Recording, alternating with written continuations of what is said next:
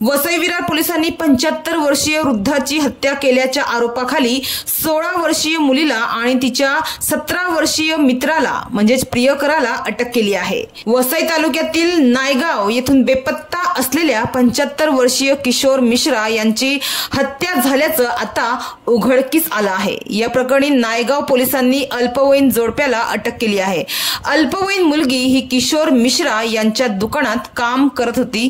मिश्रा मात्र तिच्याशी गैरवर्तन करत होता, त्यामुळे चिडून मुलीने तिच्या प्रियकरासोबत मिश्रा यांची हत्या केली। बोरीवलीत राहणारे किशोर मिश्रा वय वर्ष 75 यांचे नायगावच्या टिवरी येथे दुकान आहे। मात्र ते 15 फेब्रुवारी पासून बेपत्ता होते।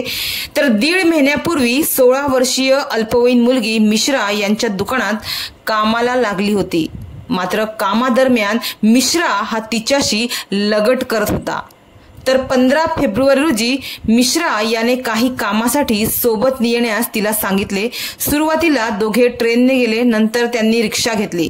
या मुलीचा दावा आहे की रिक्षात तो तिला अयोग्यरित्या स्पर्श करू लागला होता। त्यामुळे तिने रिक्षात असतानाच मोबाईलद्वारे आपल्या प्रियकराला संपर्क केला आणि आपले लोकेशन पाठवले।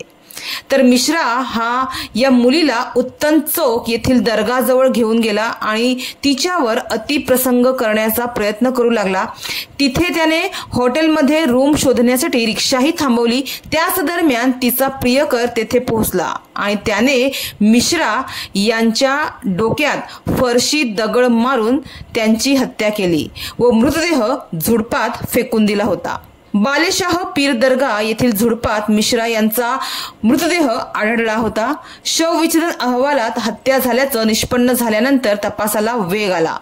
सीसीटीव्ही फुटेज तसेच इतर तपासादरम्यान पोलिसांनी शनिवारी 16 वर्षीय या अल्पवयीन मुलीला ताब्यात घेतले, तेव्हा तिने गुन्ह्याची कबुली दिली आणि नंतर तिच्या 17 वर्षीय अल्पवयीन प्रियकरालाही अटक करण्यात आली आहे।